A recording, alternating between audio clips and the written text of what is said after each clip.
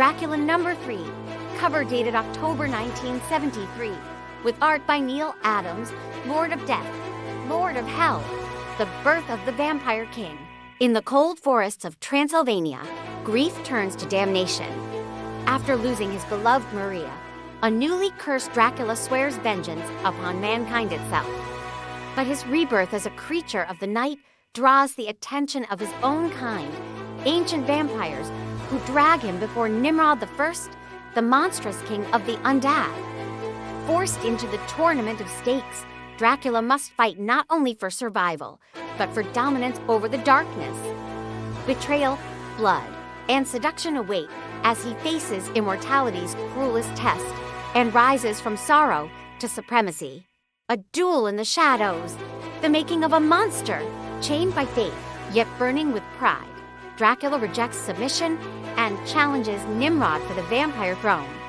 Amid deception and death, he outwits his enemies, turning their lust and treachery against them in a deadly dance of claws and fangs.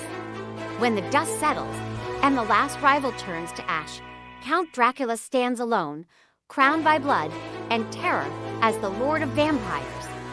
His reign begins not in glory, but in eternal vengeance, and the world will soon tremble before his wrath. The Vampire Man this story postulates the Jack the Ripper killings were done by a hateful hunchback who wanted to become a vampire so he could kill mortals, but was repulsed by the sight of blood. So vampires killed him when he could not fulfill their condition that he partake of human blood. Before New Year's Eve, Bela Lugosi, Dracula of stage, screen, and coffin castle of the undead. I was once a gentleman, an excerpt from Abraham Van Helsing's papers that were donated to Oxford Union Library by Rachel Van Helsing, Fire Burn, and Cauldron Bubble. A comic adaptation of Macbeth with the additional detail that Macduff is the son of one of the witches, Shadow in the City of Light. A coffin arrives in Paris and death awakens. As twilight falls over Paris, a mysterious coffin drifts along the Seine, carrying within it the unholy remains of Count Dracula himself. When Helene Dubois dares to drive a stake into his heart, she misjudges the hour, and Dracula awakens just in time to seize her. Instead of killing her, the Dark Lord is intrigued by her motives. Drawn by whispers of vengeance and bloodlines, he spares her, choosing instead to uncover the secret that ties her fate to his own. Meanwhile, under the shadow of Notre Dame, a stone gargoyle stirs to life, heralding that Paris, the city of light, is about to drown in darkness.